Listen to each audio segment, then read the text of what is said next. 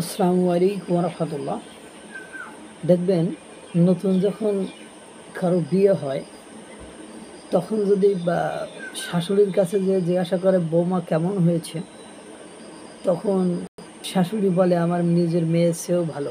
এরকম ভদ্র শান্ত শিষ্ট মেয়ে আমি সারা জীবন আশা করতাম যেন আমার একটা বৌমা হয়। এরকম তেমন বৌমার কাছে যদি জিজ্ঞাসা করা হয় তোমার শাশুড়ি ও শ্বশুর বাড়ির লোকজন কেমন হয়েছে, কয় বাপের বাড়ি যতটা সুখে ছিলাম তার চেয়ে অনেক বেশি সুখী শান্তিতে আছি। আমার শাশুড়ি আমার মায়ের চেয়ে বেশি যত্ন করে। মানে আমার কোনো কাজ করতে দেয় না। আমার বাড়িতে তো কাজ করতে হয়, ঝাড়ি খাইতে হয়। মায়ের বকা দেয়, ঝাড়ি দেয়। কিন্তু আমার শাশুড়ি সবসময় আমার খেয়াল রাখে, কাজ করতে দেয় না। হ্যাঁ, বলে তোমাদের এখন আরাম আয়েশ করার সময় আরাম আয়েশ করো, আনন্দ করার সময় আনন্দ করো। আমার দেবর বাজার থেকে খাবার-টাবার এনে দেয়। শ্বশুর যেখানতে আসে মা, মা, মা করে ডাকাডাকি করে। মানে আমি খুব ভালো আছি। কাহিনী শুরু হয় ৩ মাস পর থেকে। ৩ মাস পরে জিজ্ঞাসা করলে এই যে বিশেষণগুলো, এই যে সুযোগ সুবিধাগুলো, তখন জিজ্ঞাসা করবেন দেখবেন একেবারে মানে ল্যাজে গোবরে অবস্থা।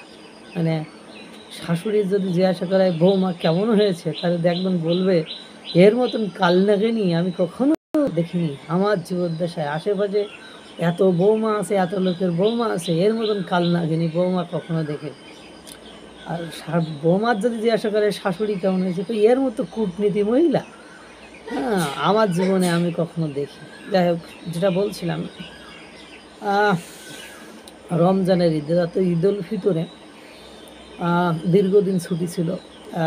স্কুল, অফিস, আদালত, স্কুলগুলো বিশেষ করে বিশ্ববিদ্যালয়গুলো, মানে কলেজগুলো, এগুলো ১ মাস ১০ দিন ছুটি থাকে। যার কারণে দীর্ঘদিন ধরে মানুষ আগে থেকে গ্রামে চলে গিয়েছে। কিন্তু কুরবানির ঈদের সময় সরকার ঈদ যাত্রা একেবারে ফেলটু মেরেছে। মানে কোনো জিরো পাওয়ারও বা সম্ভাবনা নেই। রাস্তায় ঘন্টার পর ঘন্টা জ্যাম। ট্রেনগুলো দেখেছি ওভারলোডেড। যতগুলো লোক ভেতরে তার চেয়ে বেশি লোক ছাদের উপরে। যেটা আওয়ামী লীগের আমলে বলা হতো ছাদের উপরে মানুষ যাবে কেন, অনিশ্চয়তা নিয়ে যাবে কেন।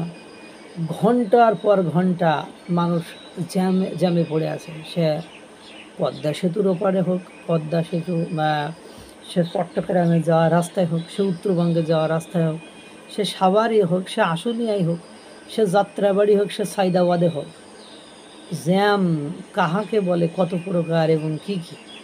এবং সবচেয়ে অবাক করা কর্মকাণ্ড, সরকার কোনোভাবে নিয়ন্ত্রণ করতে পারছে না। এবং আইজিবি, ঢাকার আইজিবি বাহারুল সাহেব, উনি আবার বিষয়টি স্বীকারও করেছেন যে আমরা বুঝতে পারিনি যে এভাবে মানে ক্যাসাল লেগে যাবে বা এভাবে ঝামেলা লেগে যাবে।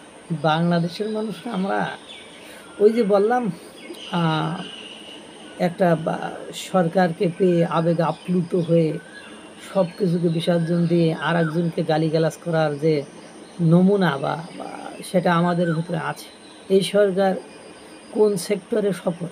Not a single sector.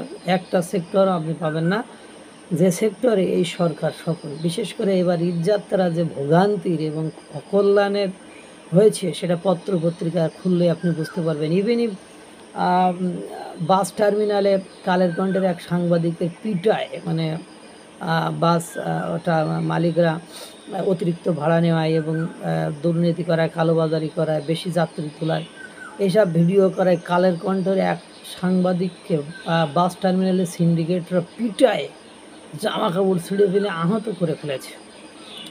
মানে এই হলো অবস্থা। এবং আপনারা জানেন বিভিন্ন জায়গায় কিশোর গ্যাং সহ কী একটা অবস্থা। তার সাথে যারা ঈদে খামারি, মানে যারা ব্যবসা বাণিজ্য করে, তাদের কি খারাপ অবস্থা, সবগুলো আপনারা দেখছেন। Fail two and fail two. Zero থিওরির জনকের সরকার এবার ঈদ যাত্রায় 3-0 পেলেন বলে আমার মনে হলো।